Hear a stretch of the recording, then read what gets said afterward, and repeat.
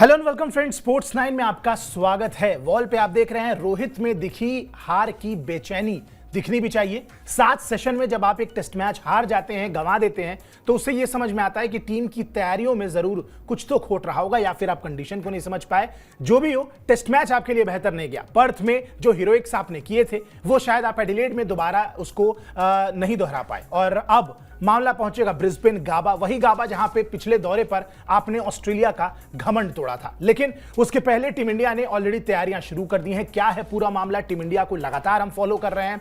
Team India में test matches की तो बातें हम करते ही हैं, मैच के सेशन और मैच से जुड़े सारी चीजों को तो हम आप तक पेश करते ही हैं।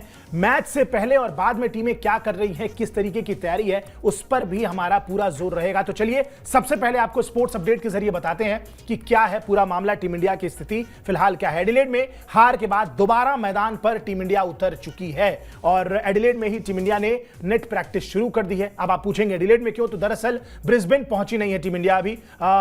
टेक्निकली अगर आप देखते तो आज 5वां दिन होता टेस्ट मैच का, अगर पिंक बॉल टेस्ट चल रहा होता। और ऑस्ट्रेलिया की टीम जो है, हालांकि वो ब्रिस्बेन ऑलरेडी पहुंच चुकी है, लेकिन टीम इंडिया ने ये फैसला किया कि भाई आज वो एडिलेड में ही प्रैक्टिस करेंगे, नेट्स में प्रैक्टिस करेंगे और उसके बाद जो है वो ब्रिस्बेन के लिए रवाना होंगे। 14 दिसंबर से ब्रिस्बेन गाबा में बता दें कि तीसरा टेस्ट मैच खेला जाएगा और फिलहाल 1-1 की बराबरी पर है सीरीज। दीपेश, प्रैक्टिस शुरू कर दी है, बड़ी इंपॉर्टेंट थी, प्रैक्टिस होनी भी चाहिए। बहुत सारे जो एक्सपर्ट्स हैं क्रिकेट के, रवि शास्त्री से लेकर गावस्कर साहब, सबने बोला कि भाई अब आपको रूम में बैठने की जरूरत नहीं है। It's very important, it's high time कि आप उतरिए मैदान में, ग्राउंड पे आइए, प्रैक्टिस करिए and that is the only way you can come back. बिल्कुल सही बात है। अब ये बात सुनील गावस्कर ने भी की, रवि शास्त्री ने भी की कि अब जो 2 दिन आपको एक्स्ट्रा मिले भी हैं, तीसरे दिन के पहले ही सेशन में गेम खत्म हो गया, मुश्किल से 1 घंटा लगा, उस दिन आपका कोई एनर्जी तो ऐसी खास वेस्ट हुई नहीं। जबकि आप खुद को प्रिपेयर करते हो एक 5 दिन के टेस्ट मैच के लिए, तो ऐसा नहीं हुआ। तो भाई अब सीधी सी बात है कि आप तैयारियां कर सकते हो,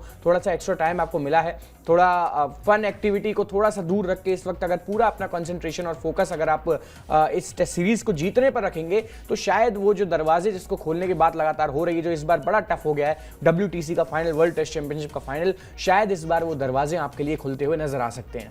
बिल्कुल जी, नजर आने चाहिए भी और बड़ा जरूरी है, क्योंकि अगर आप इस टेस्ट मैच में जीत हासिल नहीं करते हैं तो शायद यहां से मामला बिगड़ जाएगा। और WTC का फाइनल अगर नहीं खेला तो देखिए क्वेश्चन मार्क तो बहुत सारे हैं। उसके बाद गौतम गंभीर तो चलिए रहेंगे, उनका एक टेन्योर जो है वो तो रहेगा ही, लेकिन पहला जो मेजर असाइनमेंट था गौतम गंभीर का, वो शायद उनसे मिस हो जाएगा और उसके बाद उनका तो मिस होगा ही। फिर अगले टेन्योर में विराट कोहली और रोहित शर्मा को कैरी फॉरवर्ड करना अगले 2 साल तक टीम के साथ, क्या उसका सेंस बनता है, नहीं बनता है, या फिर आप नए खिलाड़ियों को लेके एक नए बंच ऑफ प्लेयर्स के साथ टीम को दोबारा से ग्रूम करेंगे? बहुत सारे सवाल हैं, क्योंकि WTC एक इंपॉर्टेंट चीज है। अगर WTC का फाइनल आपने नहीं खेला तो उसके बाद बहुत सारे लोगों के फ्यूचर पे खतरा तो मंडरा जाएगा। लेकिन फिलहाल नजर डालते हैं इस चीज पर कि भाई क्या रहा टीम इंडिया का नेट सेशन से, क्या चीजें निकल के बाहर आई हैं, बताते हैं आपको स्पोर्ट्स अपडेट के जरिए। ऑप्शनल नेट सेशन था दीपेश, और वहां पर पूरी टीम जो है वो पहुंची है। अच्छी बात, अच्छा लगा देख के कि मतलब ऑप्शनल ट्रेनिंग सेशन था, इसके बावजूद पूरी टीम पहुंची। विराट, रोहित सहित लगभग सारे खिलाड़ी अभ्यास करने पहुंचे हैं। सबने जो बैट्समैन थे उन्होंने बैटिंग की, गेंदबाजों ने गेंदबाजी की। हालांकि बुमराह और मोहम्मद सिराज को आराम दिया गया, उन्होंने प्रैक्टिस नहीं की। बोला जा रहा है कि वो सीधे ब्रिस्बेन में जाकर ही प्रैक्टिस करेंगे एक दिन की मैच से पहले, उसके अलावा वो प्रैक्टिस नहीं करेंगे। वो ठीक भी है, क्योंकि तेज गेंदबाज हैं, लगातार गेंदबाजी कर रहे हैं और बहुत सारे मतलब एफर्ट लगता है फास्ट बॉलिंग करने में, और अगर वो थोड़ा सा रेस्ट ही लेंगे तो ज्यादा बेहतर होगा। बहुत सारी गेंदबाजी भी की है पहले 2 टेस्ट मैचों में, और आपको पता है कि सिराज और बुमराह बड़े क्रूशल इनफैक्ट स्तंभ है आपकी गेंदबाजी यूनिट के। आप नहीं चाहते हैं कि प्रैक्टिस में उनको एग्जॉस्ट किया जाए या बहुत ज्यादा दिक्कत का सामना करना पड़े, चोटिल हो जाए, या बहुत सारी चीजें हो सकती हैं, इसलिए उनको आराम दिया गया। इसके अलावा विराट कोहली ने बल्लेबाजी से पहले गेंदबाजी की कुछ प्रैक्टिस की है, और हालांकि वो गेंदबाजी भी किस तरीके की थी, थोड़ा सा हाफ वॉली टाइप की प्रैक्टिस थी।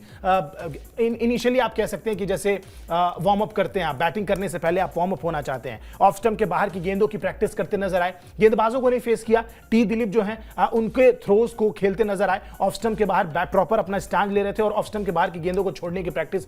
दीपेश, लगता है कि वही चीजें हॉन्ट कर रही हैं और टीम इंडिया को भी पता है कि कोहली के अंदर टेक्निकली कोई गलती है नहीं। वही ऑफ स्टंप के बाहर की गेंद को जो छेड़ा-छाड़ी का काम अगर बंद कर दें तो विराट कोहली दोबारा से विराट कोहली बन सकते हैं, क्योंकि जिस तरीके की पारी पर्थ में खेली, बड़े कॉन्फिडेंट नजर आए, पैर भी चल रहे हैं, सारी चीजें हैं, जितनी गेंदें खेली वहां भी कॉन्फिडेंट खेली।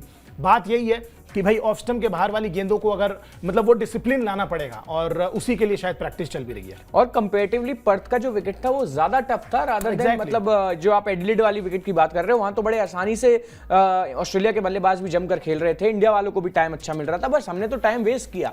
और पर्टिकुलरली विराट कोहली के बारे में बात आप करोगे तो अब ये समस्या पिछले 10 साल से चली आ रही है। मतलब 2014 का ही वो इंग्लैंड का दौरा था, if I am not wrong, जहां एंडरसन ने इस कमजोरी को पकड़ा था, बड़ा अच्छा पैच उनका चल रहा था।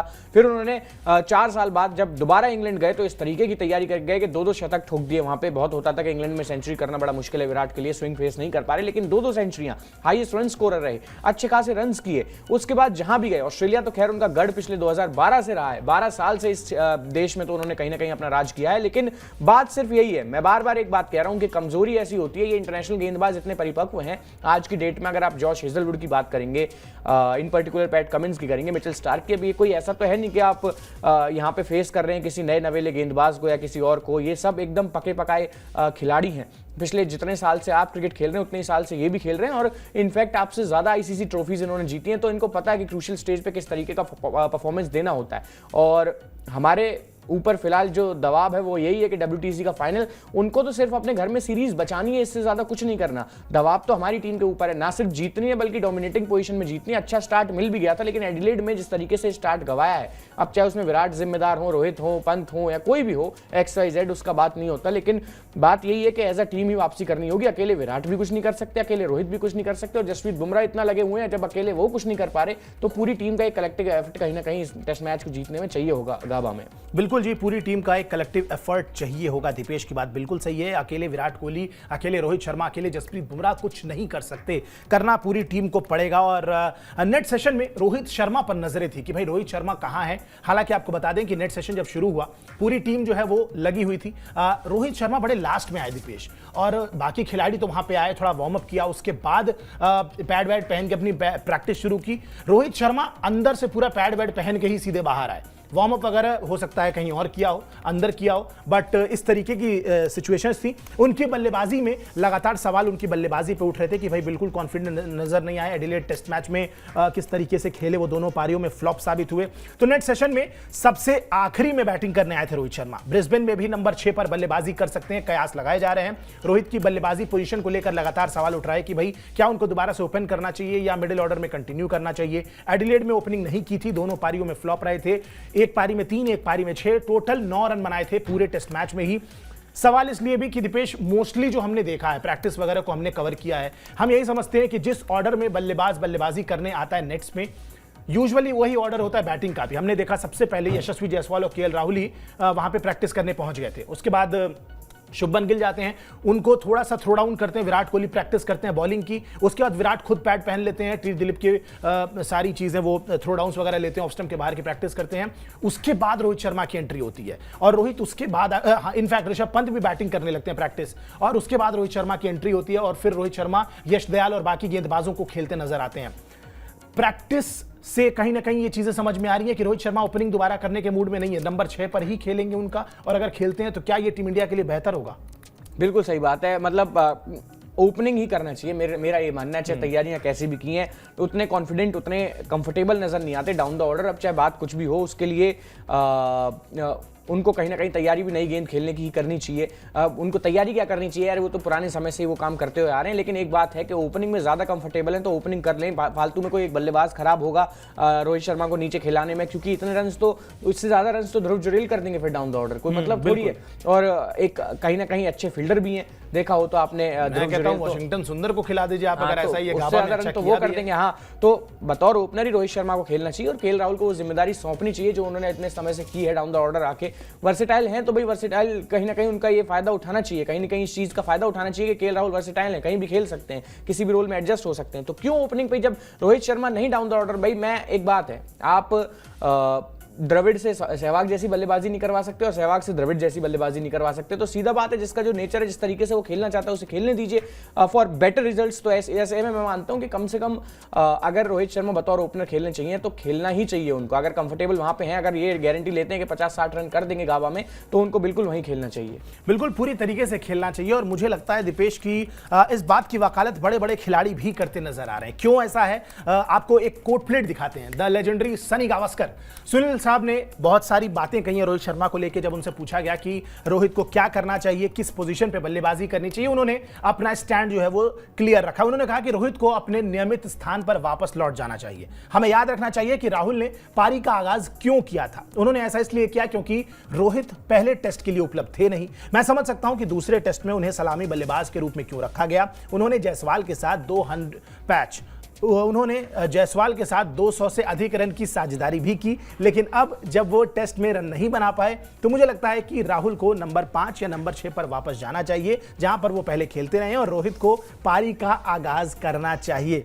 अगर रोहित शुरुआत में तेजी से रन बनाते हैं तो वो बाद में बड़ा शतक भी बना सकते हैं। दीपेश, सनी गावस्कर की बात से आप कितने सहमत हैं? मैं तो सहमत हूं। मुझे लगता है कि दोबारा ओपनिंग स्लॉट पे वापस जाना चाहिए। आपने भी बोला इस बात को, आप बात को सपोर्ट कर रहे हो, और बिल्कुल उनकी इस लाइन पे आते हैं। उन्होंने पहले ही कहा कि पारी का आगाज उनको दोबारा करना चाहिए। क्यों? क्योंकि केएल राहुल उस सिचुएशन में आए टीम के साथ कि भाई रोहित उपलब्ध नहीं थे, और रोहित अगर उपलब्ध नहीं है तो आपको उसके बाद क्या करना होगा, आपको इसीलिए शायद आपको ओपन करने का मौका मिला। अब जब रोहित वापस आ गए तो आपको डाउन द ऑर्डर शिफ्ट कर देना चाहिए। वही आपकी बात जो कि काफी वर्सेटाइल है, 5-6 पे बल्लेबाजी कर सकते हैं, दोबारा उसी पोजीशन पे वापस जाना चाहिए। बिल्कुल सही बात है। बतौर ओपनर ही खेलना चाहिए रोहित शर्मा को, और डाउन द ऑर्डर आना चाहिए केएल राहुल को। ये जरूरी भी है, नेचर को देखते हुए भी ये चीज समझनी होगी। और फिर गाबा में भी विकेट जल्दी गिर सकते हैं क्योंकि बाउंस बड़ा अच्छा है। तो एक कोलैप्स को सेव करने का शायद काम, एक और रीजन है कोलैप्स को काम, अगर आपको कोलैप्स से बचना है, कोलैप्स होने के बाद अपनी टीम को वापस से संभालना है, तो केएल राहुल उस काम में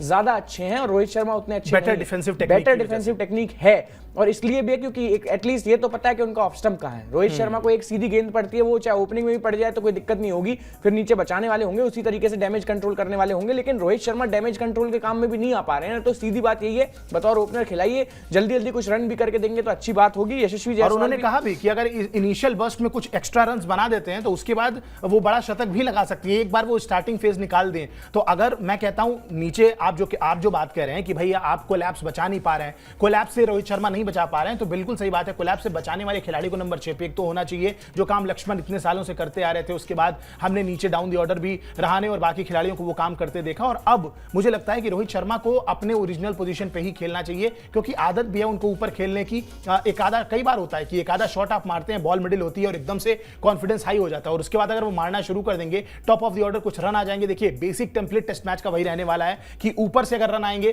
तो आपकी पूरी पारी बेहतर होगी। और पर्थ टेस्ट प्राइम एग्जांपल है कि हमने जब ऊपर से रन किए, ऊपर से हमारी साझेदारी बनी, तो उसके बाद हमने कितना बेहतर किया, test match at the end हम जीते भी। तो मुझे लगता है इसी फॉर्मूले पे टीम इंडिया को वापस जाना चाहिए। बिल्कुल सही बात है, उसी फॉर्मूले पे वापस जाना चाहिए। और सही बात भी, अगर रोहित शर्मा एक बार कॉन्फिडेंस में आ गए तो आपको बड़े रन करके दिखा देंगे। इंग्लैंड में करके दिखाए थे और भी बहुत जगहों पे रन किए हैं रोहित शर्मा। बतौर ओपनर ही ज्यादा अच्छे लगते हैं, डाउन द ऑर्डर उतने कंफर्टेबल लगते भी नहीं है। और एक बात तो पहले भी खुद ही कहते आते हैं कि मेरे से अगर बात करनी है तो तब से करनी शुरू करो मेरे करियर के ऊपर बात, जब मैंने ओपनिंग करनी शुरू करी थी। तो इससे ही पता चलता है कि ओपनिंग में कितने कंफर्टेबल हैं। बने एक्सीडेंटल ओपनर ही थे, लेकिन कितने कंफर्टेबल हैं, ये अच्छी बात है।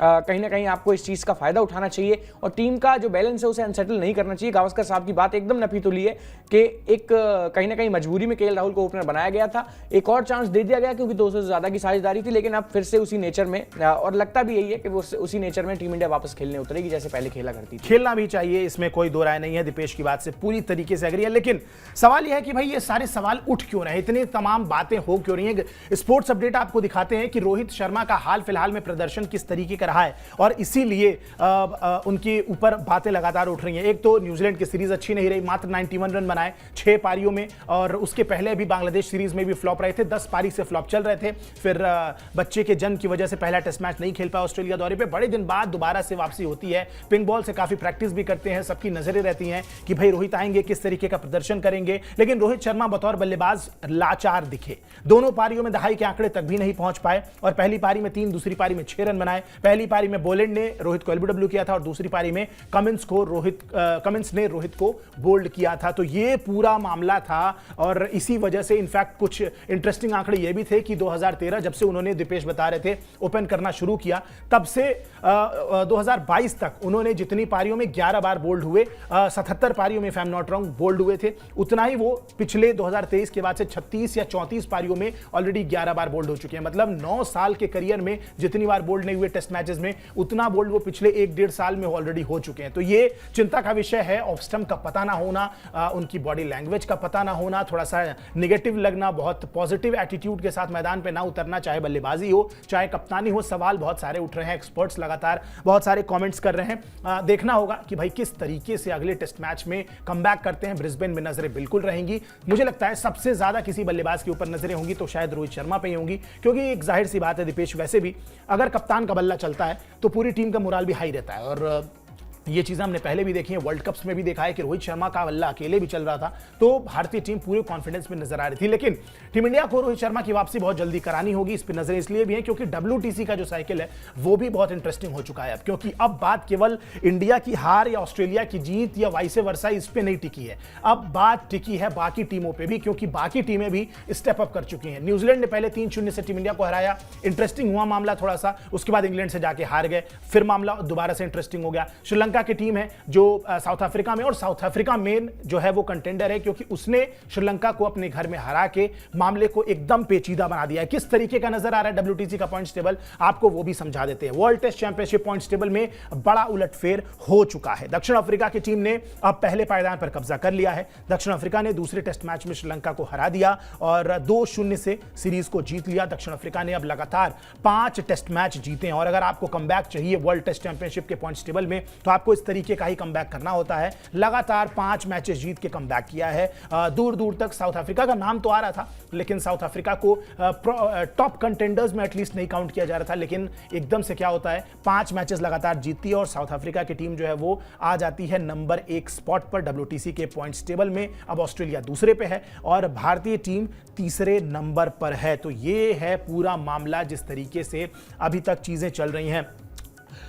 वर्ल्ड टेस्ट चैंपियनशिप के लिहाज से दीपेश अब टीम इंडिया को क्या करना चाहिए, क्योंकि बड़ा मुश्किल है मामला। अब आपको लगातार मैचेस जीतने होंगे, 3 टेस्ट मैचेस बचे हैं। आइडियल सिचुएशन तो यही कहती है कि तीनों मैचेस आप जीत जाइए।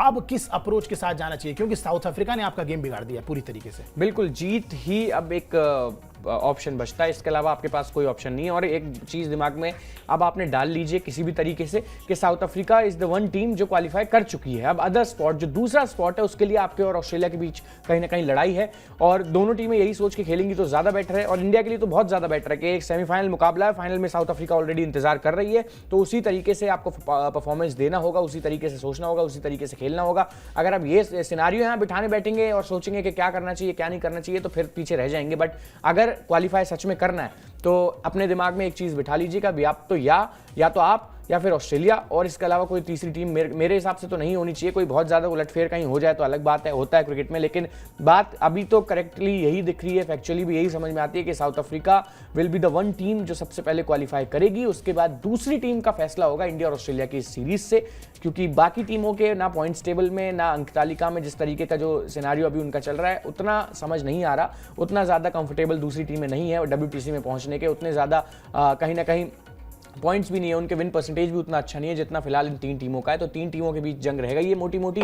साउथ अफ्रीका के 2 टेस्ट मैचेस बाकी हैं, अपने घर में है। पाकिस्तान की जैसी फॉर्म है टेस्ट क्रिकेट में वो आप देख ही रहे हो, स्पिनर्स ने जिता दिया पाकिस्तान को पाकिस्तान में, लेकिन अब पाकिस्तान आएगी साउथ अफ्रीका और यहाँ स्पिन गेंदबाजी उतनी चलती नहीं है। अब स्पिन गेंदबाजी उतनी चलती नहीं है तो फास्ट बॉलर्स वही एक बार फिर से शाहिन अफरीदी, नसीम शाह, और ये in form south African team को कैसे हराएंगे। तो ये तो सीधी सी बात हो गई कि एक टीम तो आपकी साउथ अफ्रीका है, दूसरी टीम इंडिया या ऑस्ट्रेलिया में से कौन बनती है ये अब इस सीरीज पे डिपेंड करता है। इस सीरीज पे डिपेंड करेगा। दीपेश इतना कॉन्फिडेंट क्यों है कि एक टीम है जो ऑलमोस्ट स्पॉट को फिक्स कर चुकी है, that is south Africa. Graphics play करिए, आपको बताते हैं ये भी सिनेरियो कि क्यों ये ऐसा लग रहा है कि एक टीम जो है वो फाइनल हो चुकी है। देखिए, वर्ल्ड टेस्ट चैंपियनशिप के लिए दक्षिण अफ्रीका का दावा बहुत मजबूत है। दीपेश जो बात कर रहे थे, दक्षिण अफ्रीका का जीत का प्रतिशत जो है, विनिंग परसेंटेज जिसकी हम बात करते हैं, दैट इज 63.33। ऑस्ट्रेलिया का 60.71 है और दूसरे नंबर पे है। तीसरे नंबर पे है टीम इंडिया, जो हारने के बाद अगले टेस्ट मैच हमारा विनिंग परसेंटेज हो चुका है 57.29 और इसमें हम तीसरे नंबर पे हैं। दक्षिण अफ्रीका के अगले जो 2 टेस्ट मैचेस हैं वो पाकिस्तान के खिलाफ है। इंपॉर्टेंट बात यह है कि दीपेश जो बात कर रहे थे कि होम कंडीशंस में है, अब पाकिस्तान को साउथ अफ्रीका में जाके एक टेस्ट मैच जीतना मतलब ये बहुत ही टेढ़ी खीर समझ में आती है। ठीक है, उनके पास तेज गेंदबाज हैं, लेकिन उनके पास बल्लेबाज हैं कि नहीं जो उस कंडीशन में खेल पाएंगे, बेहतर कर पाएंगे। आज तक तो कभी नहीं बेहतर किया। देखना इंटरेस्टिंग होगा कि भाई जो 2 टेस्ट मैच की सीरीज है उसमें क्या होता है। लेकिन अगर एक जीत भी अगर मिल जाती है, 2 में से 1 मैच में जीतना है बस साउथ अफ्रीका को, और जो फाइनल का स्पॉट है वो उनका फिक्स हो चुका है। तो मुझे लगता है दीपेश कमाल का कमबैक, साउथ अफ्रीका की तारीफ करनी होगी जिस तरीके से एब्सोल्युटली बढ़िया क्रिकेट खेली है। लगातार पिछले कुछ सालों में आप देखिए ये टीम 2023 वर्ल्ड कप के सेमीफाइनल में पहुंची और उसके पहले भी लगातार टच में रही है। मतलब एक कंसिस्टेंट टीम आप मानेंगे। और अब तो एक ही क्वेश्चन रहता था कि T20 और व्हाइट बॉल में तो हमेशा शानदार रहे हैं। टेस्ट में थोड़ा सा जब वो स्टीव स्मिथ हशी मामला एबी डिविलियर्स वाला दौर गया उसके बाद थोड़ा सा कमजोर पड़ती नजर आ रही थी। लेकिन अब अगर WTC का फाइनल खेल रही है, ये बताता है कि पिछले 2 सालों में कंसिस्टेंसी कितनी बेहतर रही है। और हर एक फॉर्मेट में, हर एक अच्छी बात ये है T20 का भी फाइनल टेस्ट मैच ही थे जहां पे थोड़ा सा लैग करते थे, अब वहां पे भी आ चुके हैं। हाँ, टेस्ट मैचेस में पहले नहीं करते थे, बट बीच में एक पैच आया, वो उनके जिन दिग्गजों का नाम अभी इन्होंने बताया वो छोड़ गए थे, तो उसके बाद से फिर कहीं ना कहीं एक रफ पैच आया था, थोड़ा उतना अच्छा नहीं कर पा रहे थे। लेकिन इस बार फिर से वापसी करी है। साउथ अफ्रीका एक बहुत खतरनाक टीम है, लेकिन पता नहीं नॉकआउट्स में क्या हो जाता है। ऐसा इस बार ना हो तो अच्छी बात है, कुछ ना कुछ अच्छा हो उनके साथ भी, वो ट्रॉफी जीतें। अगर ऑस्ट्रेलिया के खिलाफ उनका WTC का फाइनल होता है, बहरहाल इंडिया के अगेंस्ट होता है, तो हम तो यही प्रे करेंगे कि इंडिया ये ट्रॉफी जीते। बट साउथ अफ्रीका की तारीफ बनती है। वनडे वर्ल्ड कप का भी सेमीफाइनल लगातार वो टीम खेल रही है। इस बार खेला उन्होंने 23 में, अनफॉर्चुनेटली ऑस्ट्रेलिया से हार गए। उसके बाद 2024 का फाइनल भी उन्होंने खेला, वहां इंडिया से हार गए, और अब WTC के फाइनल के भी सबसे करीब में। तो ये दिखाता है कि तीनों फॉर्मेट में इस टीम ने तरक्की करी है, अच्छा काम किया है। और इंग्लैंड की जो कंडीशंस हैं इस वक्त, अगर कोई टीम सबसे खतरनाक वहां पे नजर आती है तो वो ऑस्ट्रेलिया के अलावा दूसरी टीम साउथ अफ्रीका ही है। उनके पास वो तेज गेंदबाजों का बल्क है कि वो इंग्लैंड में कोई भी मैच जीत सकते हैं। तो ना सिर्फ फाइनल खेलने के चांसेस हैं, बल्कि जीतने का भी एक गोल्डन चांस है साउथ अफ्रीकन टीम के पास। चलिए, जीतने का गोल्डन चांस है। सवाल यही उठेगा कि क्या T20 वर्ल्ड कप के बाद एक बार टेस्ट के WTC के फाइनल में भी इंडिया और साउथ अफ्रीका की टीमें भिड़ेंगी? सवाल ये बिल्कुल रहेगा, लेकिन वहां पे ऑस्ट्रेलिया भी हो सकती है। टॉप 3 कंटेंडर्स यही हैं और ऑलमोस्ट आप मान सकते हैं एक मैच जीत के साथ ही साउथ अफ्रीका की टीम उस टॉप स्पॉट को भी हासिल कर लेगी। दूसरे कंटेंडर के लिए इंडिया और ऑस्ट्रेलिया के बीच में लड़ाई होगी। इस पूरी सीरीज के बाद ही आपको कहीं ना कहीं रिजल्ट मिल जाएगा इसी सीरीज में कि दूसरा फाइनलिस्ट कौन होने वाला है। बहुत सारे कयास हैं, बहुत सारे पेंच हैं, बहुत सारे परमुटेशंस, कॉम्बिनेशंस हैं। क्या हो सकता है इस सीरीज में, नजरें हमारी लगातार बनी है। हम लगातार पूरी सीरीज में जो भी टीम इंडिया से जुड़ी अपडेट्स हैं वो आप तक पहुंचा रहे हैं, ताकि आप बिल्कुल भी पीछे ना रह जाए इन अपडेट्स को जानने में। आपको बस इतना करना है कि स्पोर्ट्स चैनल को सब्सक्राइब कर देना, हमारा हौसला बढ़ेगा, सो दैट हम जो भी चीजें, जो भी खबरें आप तक सबसे पहले पहुंचाना चाहते हैं वो पहुंच भी जाए। फिलहाल इस ब्रॉडकास्ट में मुझे और मेरे साथी दीपेश को इजाजत दीजिए। आप हमारे साथ जुड़े रहे, आपका बहुत बहुत शुक्रिया। नमस्कार।